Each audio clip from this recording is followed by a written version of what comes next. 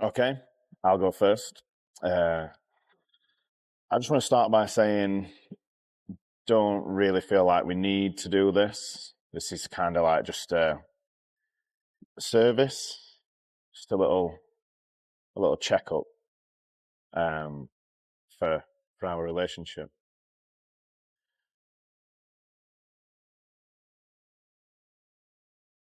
How long have you been together? About 5 years. 8. Yeah, like 5 to 8 years. And where did you meet? Rotherham. It was Worksop, actually. Yeah, like Rotherham, Worksop, Yorkshire area. About 5 years ago.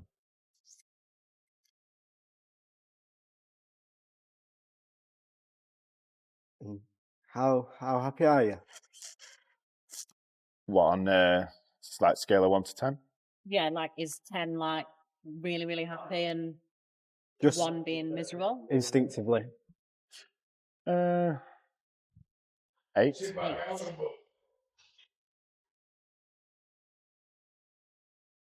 And how often do you have sex?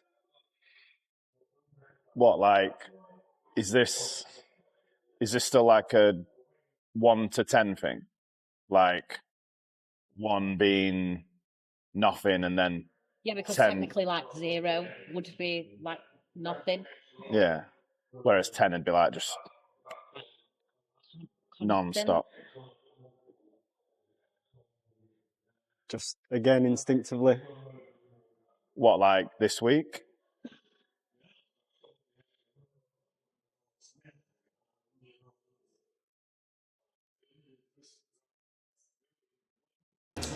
This is the first episode of the new series that we're going to be doing, and the series is called Chat Shit Get Wham.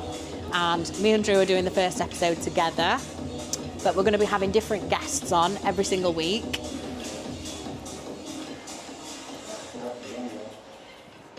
How many reps are you doing? 20. We're going to be having different guests on every single week to do episodes of Chat Shit Get Wham. And basically the whole ethos around it is to get an insight into training whilst we're training. I mean, a lot of the podcasts that you'll watch these days in a very sat down, chill kind of setting.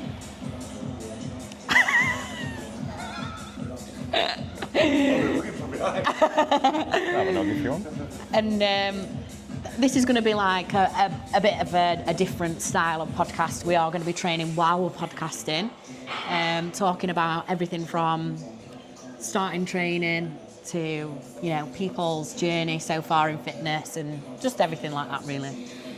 Yeah. No. Yeah. So Chat Shit Get Wham was originally Eliza's idea for the name for a podcast. And like we all love a podcast, watching 2 people sat at a table for 2 hours, but I think we can probably achieve the same level of chat, of shit, whilst getting wham. Yeah, buddy. She's so smart. So we thought we'd do the first episode together with... So there'll be some episodes where Eliza will train with a guest, and then some where I will train with a guest. I've already spoke to a few people, but we want to get anyone from like competitors, pros, just people with like really interesting backstories and stuff, like, I don't know, people that have been to prison, that sort of thing.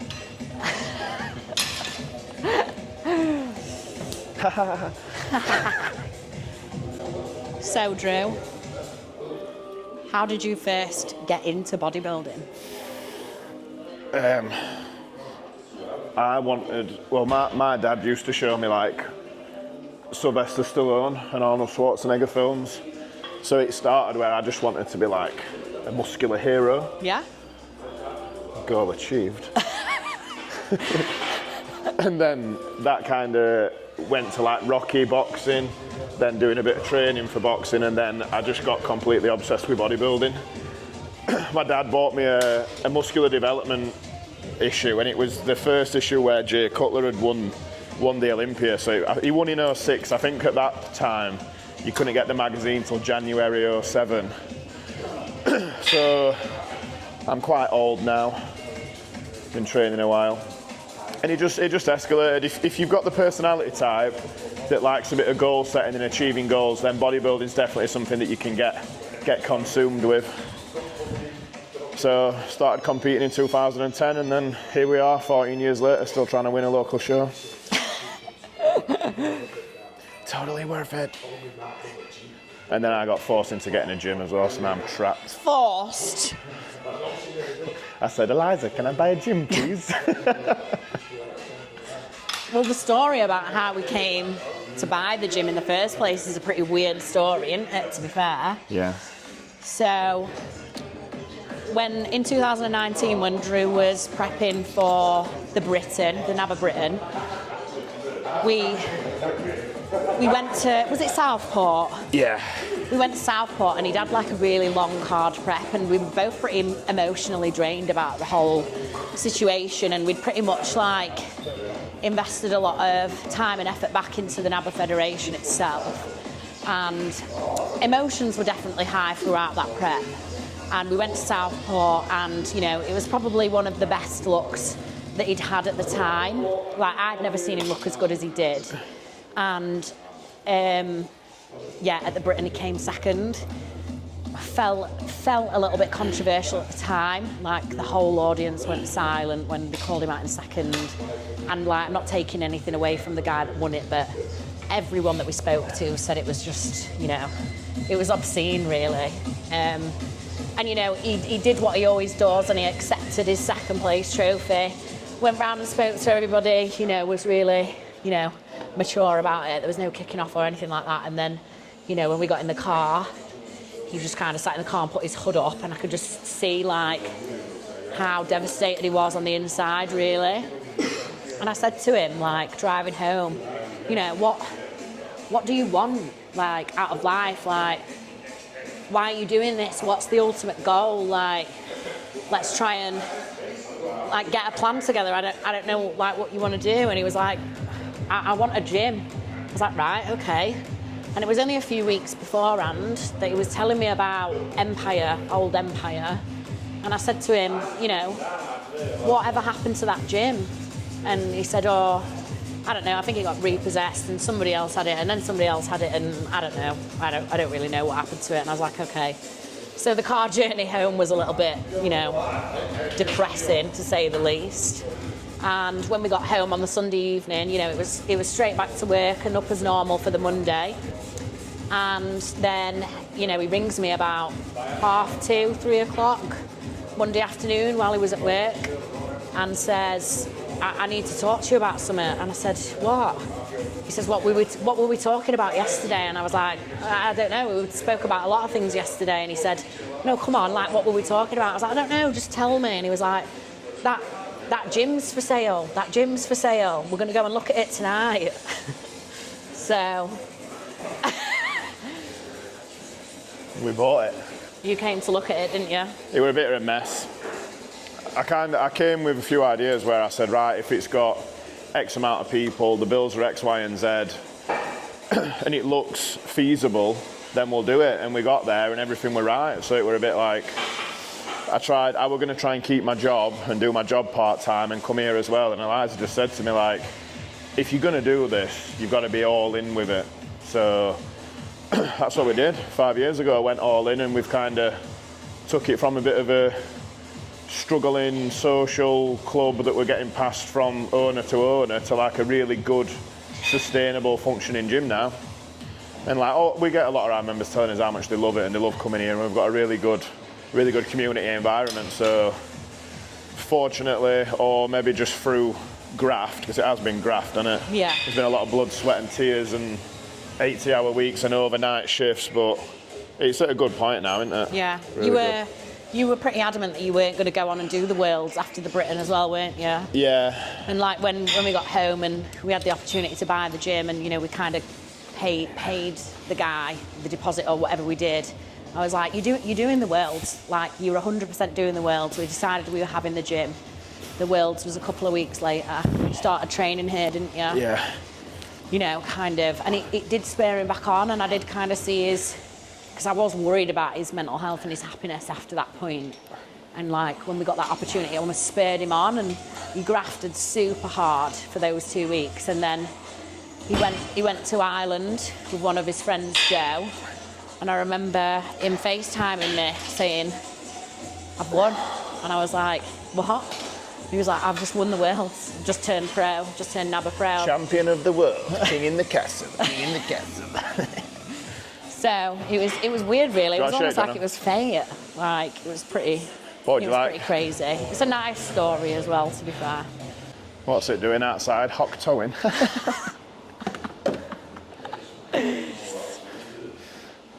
So, boring backstory over. Today's pull day. We're both on quite a similar split now, which is cool. Yeah, There will be some arguments throughout this session. there will. Inevitably when we train together. Yeah. Mild domestic this morning as well, but we'll not go into that. So my priority on a pull day is a deadlift. So is mine. Have you got a hip hinge on today's pull session? You've got a bogey. So we've done like a bit of pullover warm up. I'd normally do a bit of hyperextension warm up. Yeah. But we haven't done that because we got carried away with making a witty little intro for this video. So, should we just do pullover and then do deadlift? Yeah.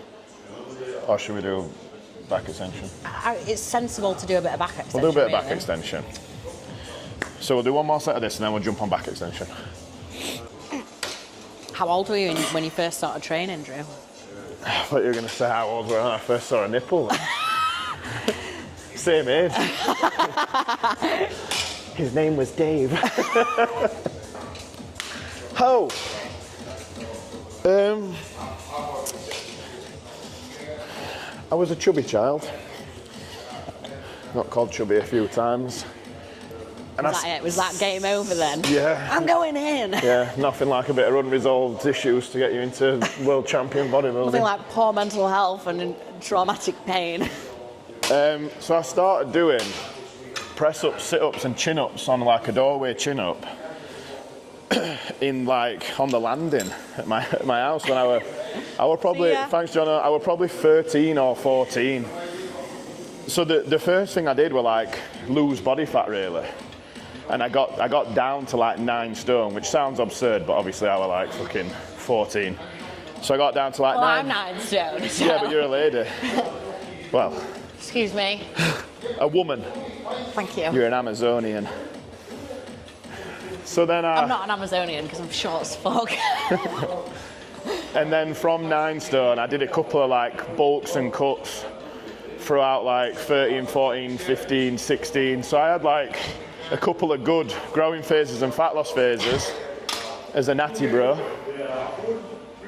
And then by the time I got ready for my first show when I was 18, I'd got up to like 13 and a half stone. Dieted back down to like 11 and a half stone when I did my first show. So I'd probably gained like a couple of stone of muscle, but obviously I was going through like a big maturity, puberty phase at that point. Then when I did my first show at 18, it just kind of skyrocketed from there for semi-obvious reasons. So yeah, 13. I've been training for like 20 years now. That is a long time. Oh my God. Lyndon's been alive for 20 years. I've been training for 20 years. But there's no but. There's no but to that. Let's go and do back extension. Yeah? Go now, yeah? When did you start training, Eliza?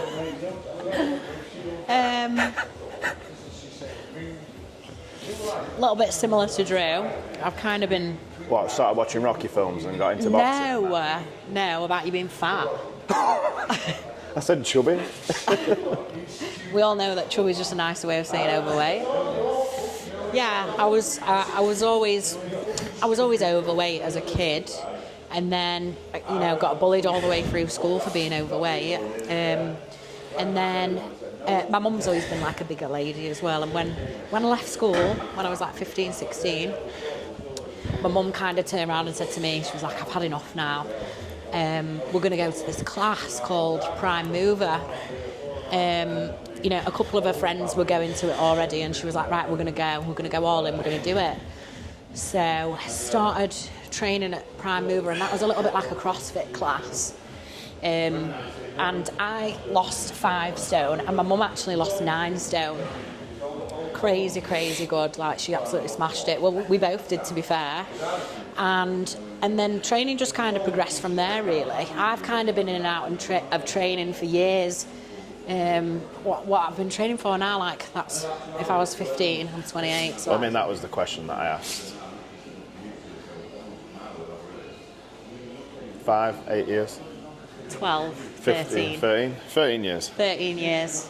But I've had periods of time where I've not trained at all for like 6 to 12 months in that time frame. When would you say you focused on bodybuilding, like post 5 years ago, like when we had BB and we bought the gym, that is kind of when we went to the Open Yorkshire, didn't we? Yeah. And I was still carrying a lot of like excess weight from having BB because I put 5 stone on when I was pregnant. And they changed it, didn't they? Because the men used to go first and the women would be on last. And then they put bodybuilding at the end of the show, didn't they, instead? Because obviously they were the more popular classes, weren't they? So to try and keep the audience and stuff. And we went to the Open Yorkshire, and usually we'd kind of be getting off after the bodybuilding show. So it was one of the first times that I'd sat down and actually watched the females compete. And I remember being sat there thinking, oh my God, like, this is it. This is what I want to do. Like, I want to be up there. I want to do what they're doing. Like, I've always loved training. So that was the October after I had her in the June, weren't it? And I just decided to start training properly then, like to be a bodybuilder. And that was in 2019. And then I did my first show in 2021. Yeah. Yeah. 2 bros. Yeah, 2 bros, the wellness beginner class. So, yeah, I had a couple of years to kind of, get my weight back under control and actually build some muscle tissue as well. Hypers.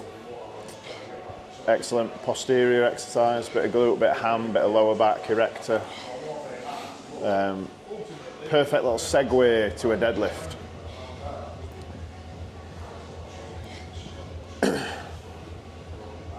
Eliza's got a very good deadlift. She'll probably pressure me into going heavier than normal just from pure ego today. But the main focus today is that no one gets hurt physically. Well, emotionally, I'm feeling hurt after this morning, so someone's gonna get fucked up. I'd like to just point out that we didn't really have a domestic this morning. It was quite funny, to be fair.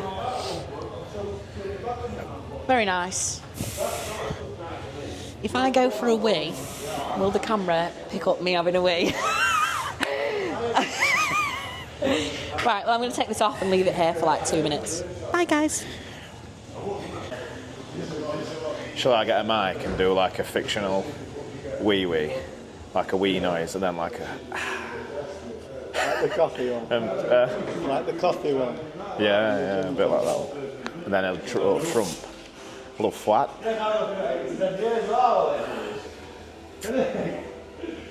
On a serious level though, my hips are killing. What from? Just standing because I'm fat. Do we need to get you like a little... What could we get you? Like mobility scooter. Yeah, like a little scooter for filming with a tripod on it, so you can just drive around on it. We ain't really got that much room. Might be quite hard. When you move out of shot, you can just turn the wheel and it. Can you imagine? What if you did it all on a... What do they call them little boards with 2 wheels? A skateboard? No, the ones where you lean and they like take you. Oh yeah. Like a Segway, but they haven't got the stand on I need it. the 1 wheel one where it's just the one. Oh yeah. Car wheel in the middle. That might not save your hips though, because you're still stood up and like... Just give me a full Segway. When we first started at Iron Athlete, someone kept bringing one in and all lads were like trying to like ride it round. A few people were really good on it, to be fair. I want one of those 1 wheels, but like Yeah. £1,000. Is it like a central wheel and Yeah. you're just on it like that? Why would you get the 1 over the 2? Because the 1 wheel's made for like every terrain. So people do like there is an actual professional racing thing on them. I bet.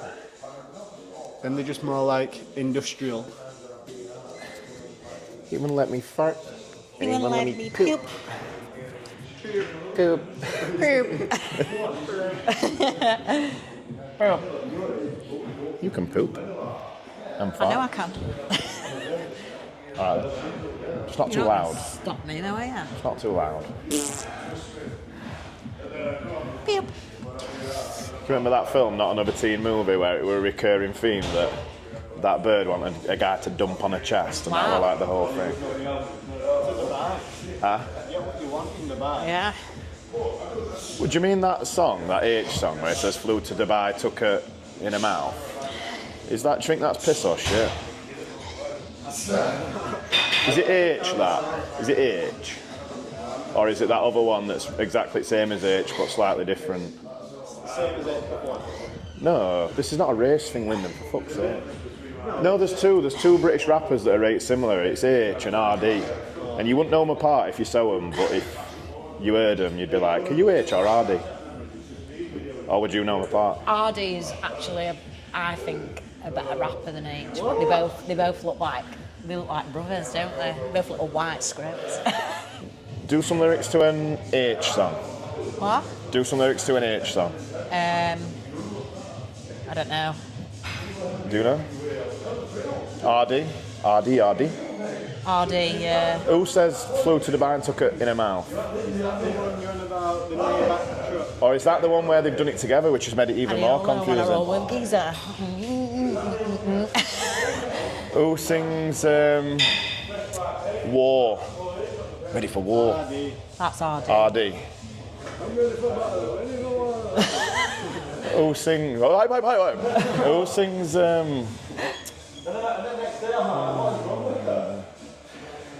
We'll come back to that. I'll get iTunes out. iTunes. 32 years old now. It's like too bra. Yeah, I'm convinced not many people can tell them apart. I think Lyndon's trying to signal you for something. If you stand there, you can talk. There, yeah. You can talk in the frames. But lean against the machine or something, you know what I mean? Like, but this frame's good. And I can sit down. I'm just trying to think of like, I don't know who I prefer out of it. I think I don't know. RD is way better than H. RD, yeah. Sorry, H, if you see this. He goes, I don't think I ever want a daughter. That's RD. RD. Yeah, I'm RD, I think. Fuck H. Not like properly fuck. RD, yeah. Cut to RD, that song. Without copyright infringement. Yeah. Well, we've kind of probably fucked that already, haven't we, really? That's a big man. That's a big ass dick. His name's Richard. What's it like being a gym owner? Hard. Hard. RD. RD. It's good. It were a shock at first. I think that's just genuinely because you'd not been self-employed before either there. You went could from be- being salaried to... It could be self-employment, but for me, like, most businesses have a day a week where they shut. Yeah. Whether it's... Maybe not shops. Maybe not like... I often... When you go to your co-ops and stuff and your local shops, they're often like 7 days. 365 days a year, but like Eliza's always been in salons since she was 15. Eliza finished her GCSEs and went straight to do clients at 15. And you get a Sunday off or 2 days off sometimes, whereas gym's relentless. It's open early, it's open late, it's open 7 days. And I've spent a lot of time in gyms. I actually ran a gym. I ran a gym before I owned one, but until you do it, I don't think you quite know. Can't quite appreciate how tough it can be. It didn't help that like we literally got married in 17, had BB in 18, and got the gym in 19. So we really piled it on, and it took about 5 years to get settled with that. But I do think in the next, we're in a good position now. I do think in the next 5 years we'll be really glad we did it the way we did, because BB will get to that age where she's a bit more independent, and the gym will be settled, and we've just got you working next door, haven't we, which has helped a lot. So we were spread quite thin at times. We've had times over the years, haven't we, where we've had to sit down and be like, right, we need to... Something's going to have to give. Yeah, we're going to have to eliminate a few options and focus a bit on others, and we still do that now. What is this? This is like relationship therapy and counselling, isn't it? This is why we did I just want to start by saying we don't really need to be here. Yeah, I think that's a good point. Obviously, I don't think we know everything about relationships, but I think your mum does that for us a lot of the time, doesn't she? She's like, Ray, you two need to get here, get round, write some things down on a piece of paper, and you're going to have to cut some slack and focus on some other areas. Yeah, I whether think it's personal or business. I think from the outside as well, people, social media, people that don't know us that well would kind of look at our life and think, oh, they've got it made, like they've got it easy and blah, blah, blah, and what have you. But ultimately, like... You put that down? Huh? You put that down? Yeah. I am only 5 foot. Hold me, Jack. I'm spotting you as if you're doing side laterals. I'm not even holding you. Steady. Yeah, I think people look at us from the outside and think, oh, they've got it easy and blah, blah, blah, and they've got it made and this and that. And we were talking about it this morning over breakfast, to be fair. Like, nobody knows what goes on. Yeah, people think we've got it good. We were talking about it over fillet steak this morning. That's one of our little releases, though, isn't it, that we get? Yeah, going out for breakfast is like... It is a bit of a release, we drop BB off at school and then we get to go and have a coffee together. And it's like this morning, like I only had 3 eggs, but the difference between cooking 3 eggs yourself at home and having 3 poached eggs that somebody else has cooked, where you can just sit together and have some time together, it's massive. So there's always something to do when you're at home as well. Like, you don't just sit down at the table and have breakfast together and chat like you do when you go out for breakfast. But yeah, we speak a lot better, don't we, when we're out? And yeah, it's kind of like almost our time to catch up a little bit with each other, because we have got a busy life. But yeah, people think that, look at us, don't they, and think that everything's just perfect. Yeah, it's all not the time. played sailor. No, it never is, and it never is for anybody. Like, it's no different for anybody that's in a relationship. Like, yeah, don't compare your reality to someone else's highlights. Write that down. Right.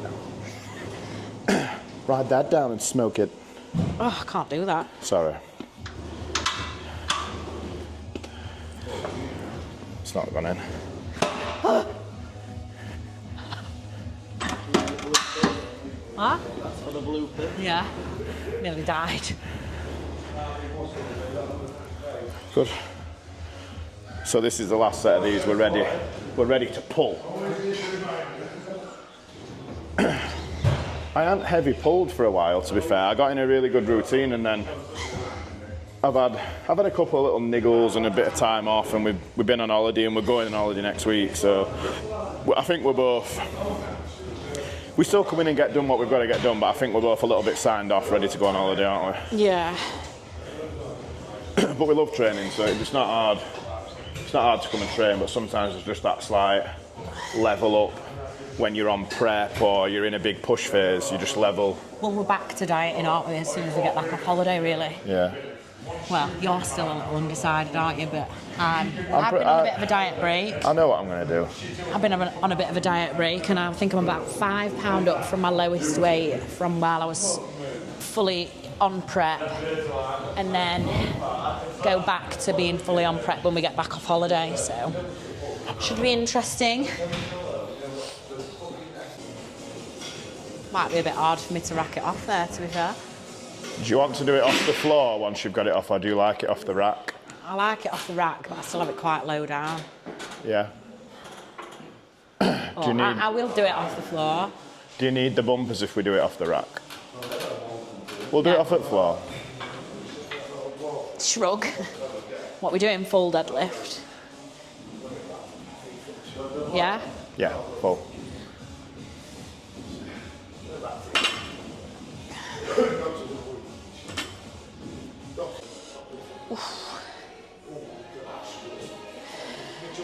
You all right with 20 for your next set? Yeah.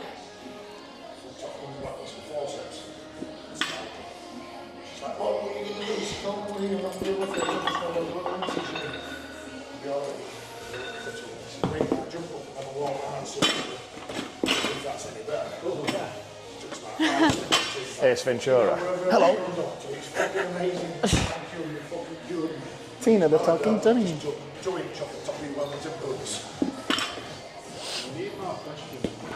More questions. We'll ask each other questions. What, do you want them to just constantly roll for like 2 hours? Pretty much. Yeah. Drew, why aren't you wearing shoes? So the reason I'm not wearing shoes today, obviously, you should wear safe footwear at all times, or acceptable footwear. However, during a set of squat or deadlifts, there's potential that if the sole of your shoe is not flat, it has a bit of a hindrance. So I'll always squat and deadlift, not quite barefoot because that's disgusting, but in socks. So that's acceptable during sets. But please don't walk around barefoot or socked if you can avoid it, just during sets. Drew, do you think deadlift's a good back exercise? So I do think deadlift's a good back exercise because, well, I've just tripped myself up. Not necessarily back. It's full posterior chain strength and power. We don't feel like it's the best hypertrophy for the lat or whatever stupid little muscle you want to cry about isolating. It is literally just, if you build a good squat, a good deadlift and a good press, you will build a bigger, stronger physique, and it will benefit all your other exercises. So pull day, good focus on a pull, a deadlift.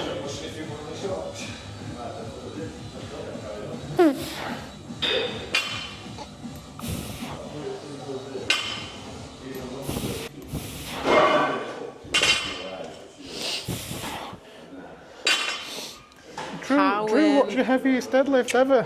Well, Shut up, Drew. It's not a story about you. It's not Drew's life in one episode. next time on All About Drew. Next time on Chat Shit Get Drewed. Next time on Everybody Hates Drew. Drew knows best. Go on, 260. you may as well answer that question Deadlift now. 260 once at like 100 key.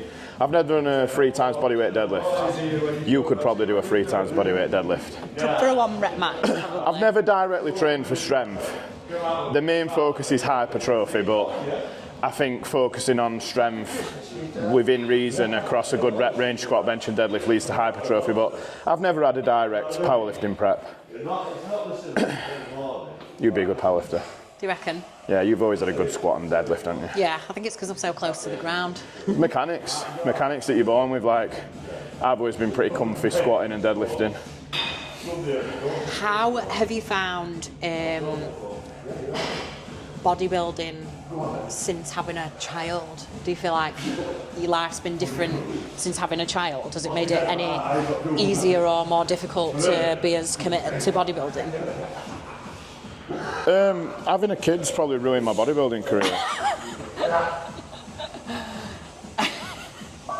So, thanks for that. Sorry. It's my fault. It's a harsh reality that being a parent, I mean, being the best bodybuilder you can be is pretty selfish. I think anyone that's committed himself to a high level of competitive bodybuilding knows that, and adding a selfless element of having a kid, which is the most selfless thing you can do, definitely makes that harder. But I did the Worlds in 2019 and BB were very young and we had a good routine. I don't think you can put it down to one factor. I think we're getting close to a period where the tide's gonna turn a little bit and I'll be back able to focus as much as I used to when I was younger. Which is why we're definitely not having another.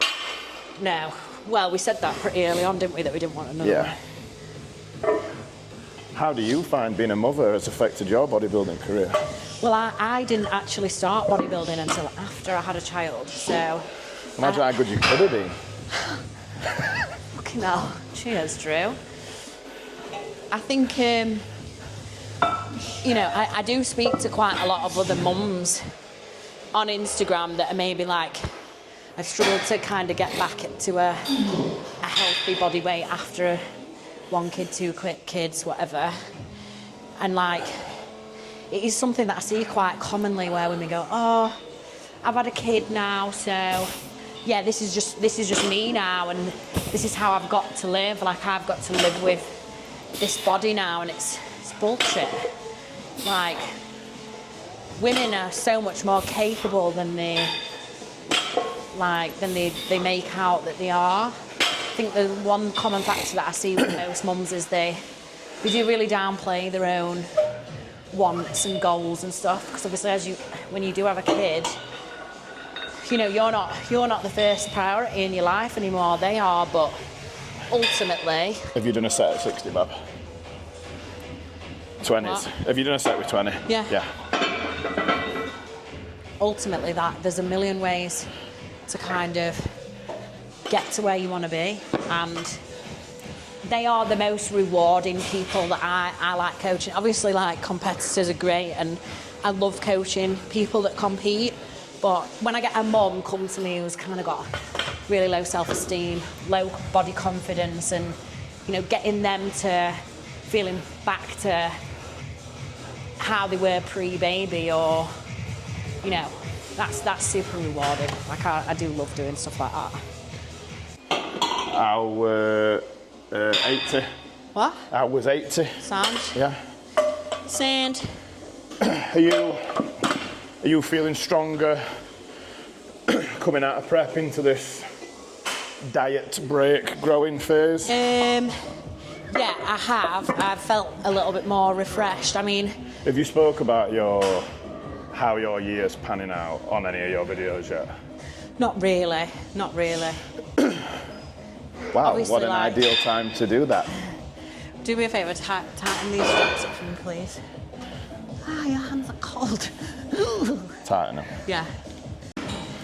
So I started off at the beginning of the year, I was going to tidy up, like, pre-diet phase.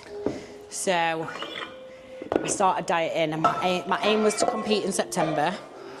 But what I wanted to do was get myself in a better position for prep. So I was like, I'll just tidy up a little bit. And before I knew it, 10 weeks had passed, and I was pretty much, like, almost leaner than I've ever been on stage before, really, weren't I, in some respects? Yeah.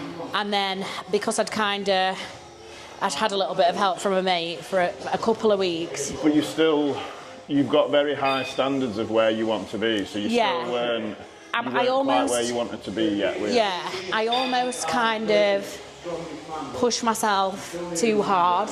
Like, I'm not very capable of just thinking, all right, I'll just, especially when I'm on my own, like coaching myself. Like I said, I had a bit of help from a mate in the very beginning, and then kind of took over it myself, and almost got a bit too lean just for what should have been a tidy up phase.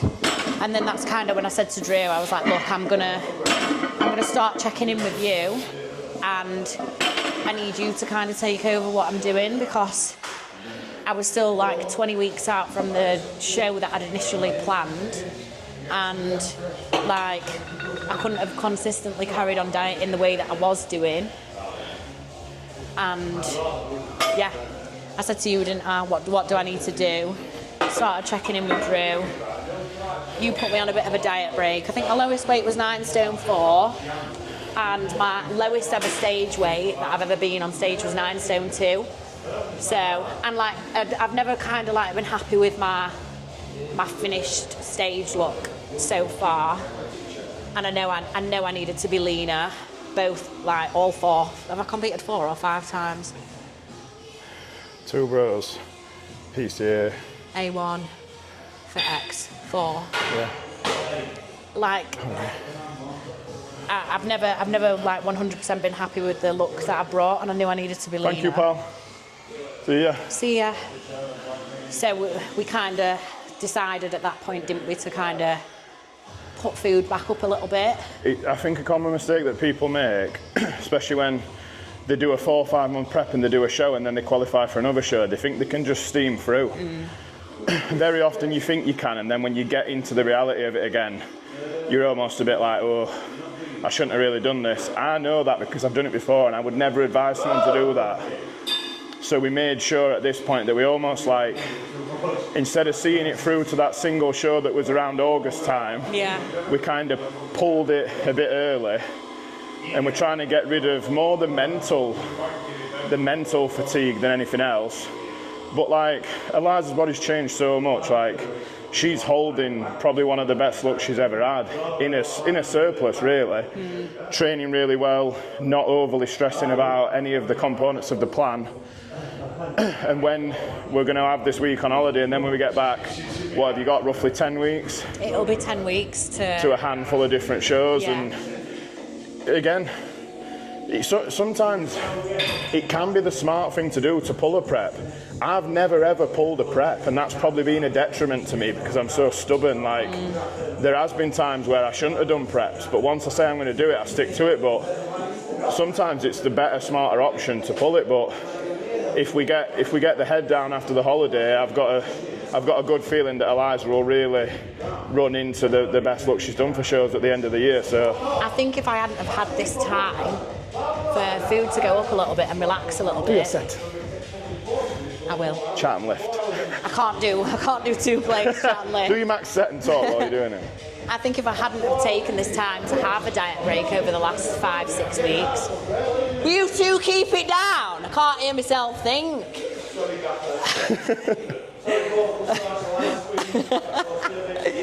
She's only kidding. I'm only kidding. I'm not.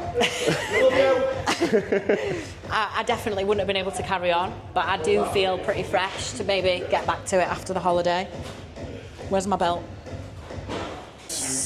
Good. How many? 6. Good. So, in order of experience, you'd think it'd be the show that I won that was like rated top, but it's actually not. So, I did the A1, and I've got absolutely no business doing that show either because they didn't have the class that I compete in at the time. So I went into a different class. But also I think just from not having any expectations and with it being a super local show, loads of friends and family were there, loads of the team from the coaching team were there. Like, it was just a nice day. Drew actually decided to do it with me the night before, which was hilarious. So, I won it. yeah, he won it, and he won the overall. And just the whole day itself was like a wicked experience. So, that's definitely my favourite competing experience. Second would have to be the show that I won, which was like awesome. Like, it was wicked to win my first show. And that, boys and girls, is what we call a trophy grab. The issue was there was only me and another girl, Soph. Big up Soph, she's a fantastic athlete. I actually had her beating me that day because I think she's mint. She's got a wicked physique. But yeah, that was definitely my second favourite experience.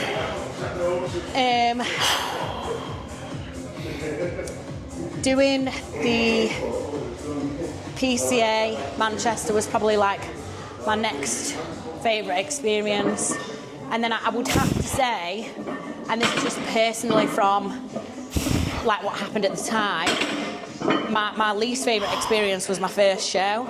And that's based on the fact that when I entered it, it said wellness first timers for 2 bros. So I automatically presumed that everybody in that class, it was their first time Did you competing. see that? Yeah, get that? Why have you got to interrupt me all the time? Sorry. You're pissing me off. Continue. Hey.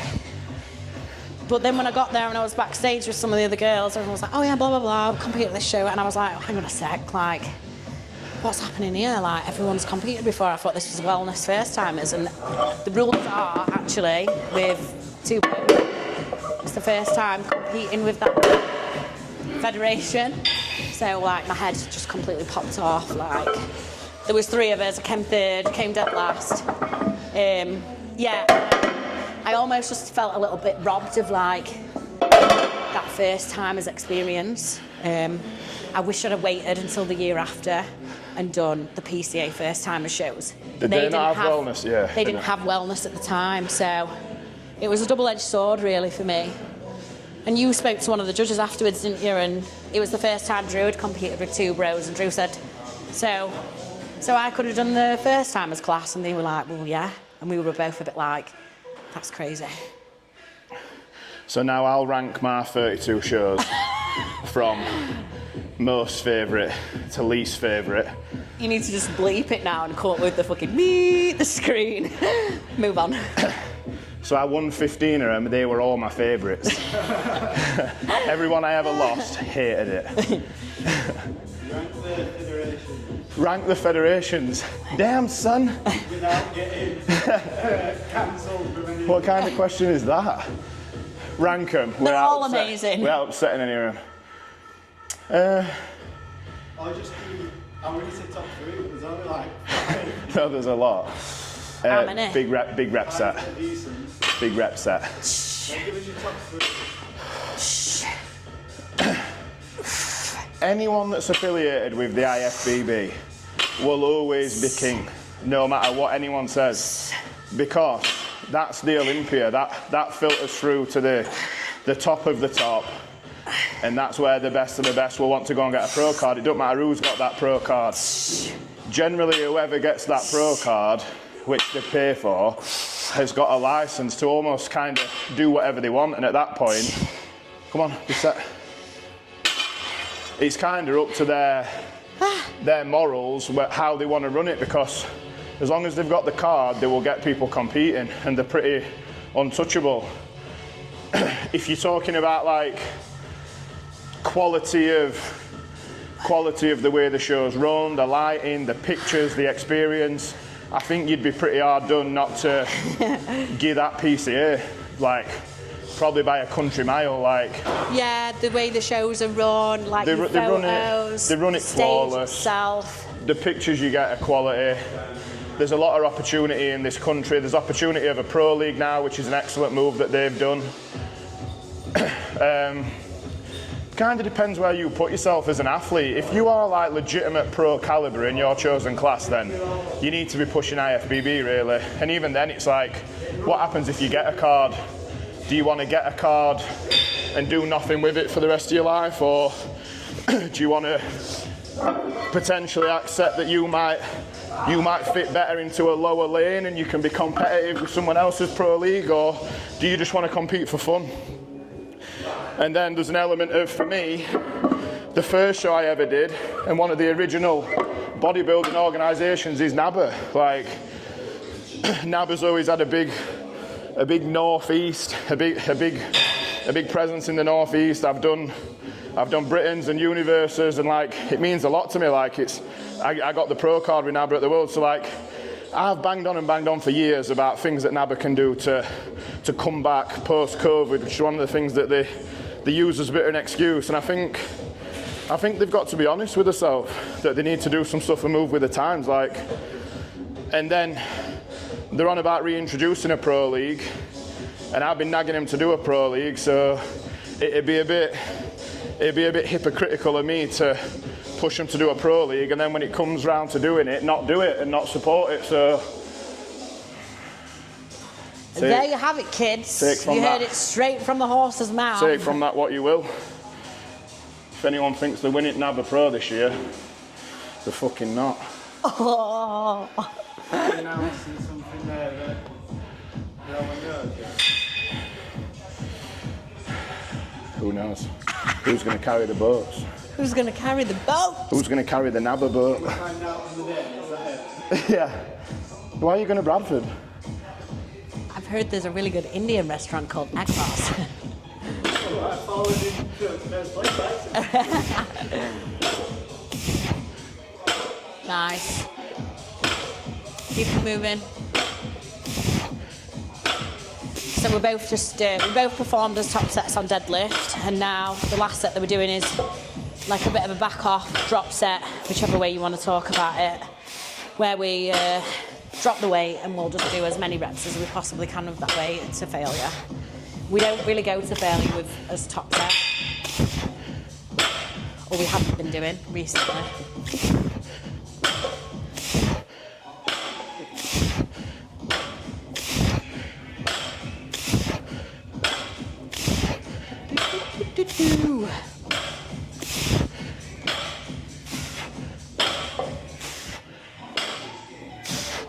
My arse. My glutes were killing me. What have we got left to do? I'm late. Rows. Rows for Rows the for hose. hose. Or bros, depending what you're into. Yeah. Shoes back on. Yeah. Who do I do it for? Top hoe. The number one hoe. The hoe queen. Is that I don't really feel like that's a No, compliment. I don't think it is it? Queen of the hoes. Obviously, I do it for the bros. King bro. Top bro. Yeah. Number 1 out of 26. That's the lower end of the scale, I think. It's from... What did they say? You're supposed to double a woman's total and half a man's. No, it's the other way around. No, it's not. Because a woman lies, so it's lower. So you should double it. No, a man lies, so it's lower. No, lies, it's higher because he wants to show off. No, that's wrong. So really, I'm on 1.75. You're on 58. Quick tip, when you're short on time, just fucking chuck a superset in. Because really, who cares? Oh, we're doing triple set. Yeah. Hook it. Quick tip, when you've got even less time, do a triple set. Tricep. Fuck it, do a giant set. Triple set, tricep. 4 rounds of 10 on each. Let's do it. No stopping. Man's late.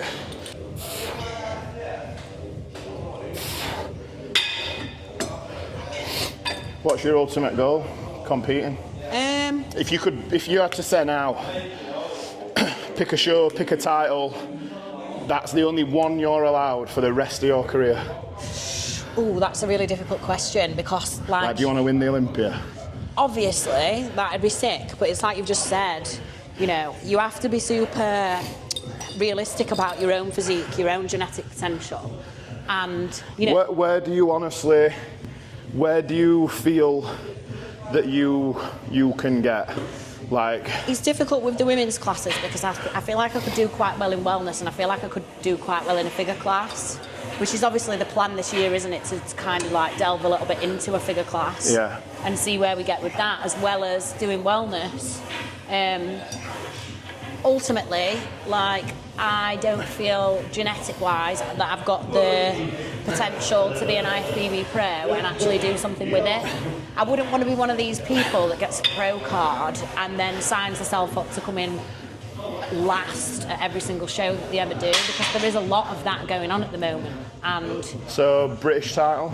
Yeah, I would love a British title. Overall, yeah, they're kind of like my next goals. Obviously, I've won a show. The next step for me is to do a finals. I've never done a finals. I've never won an overall. Like, they're kind of the 2 main things that I would like to do this year. Yeah. What's your ultimate goal? Obviously, you've been doing it a lot longer than I have, and... If you would have told me before I started that I could win NABBA Worlds, I'd have took that. Yeah. 100%. Which is one of the other problems with bodybuilding. Yeah, because you're not happy with that still. Yeah, I wouldn't say I'm not happy with it, but yeah, you're always striving for more. And like, it's weird because like NABBA's been on a bit of a downhill since COVID, which has kind of like dampened that level of achievement a little bit, which is a shame.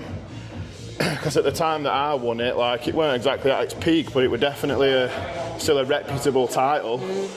And I'm hoping if they focus on a pro league within that, like now, it's impossible to say you wouldn't want a pro card. If you're close to a pro card, I've had obviously, I've had 2/3 at a pro qualifier. We aren't really focusing on it.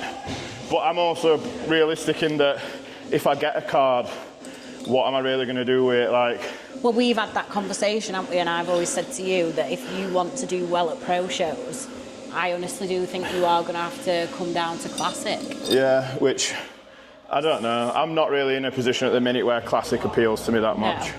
But that's just because I've bodybuilded my entire career. I've never done anything different. But if I did NABBA Pro Universe and I got a good placing or I won that, I'd like to focus on that, because there's a big element for us of staying in the UK. Like, it's hard with businesses and kids and dogs to be travelling all over the world to try and spend a couple of grand to try and win a couple of grand. Yeah. And it's not all about money, but also you've got to be responsible with your money when you've got responsibilities, haven't you? Yep. But I'm not done yet. No. It's nice to hear you say that, actually. Because obviously, and I know a lot of the time you're joking, but all you've banged on about doing is retiring for the past 2 years.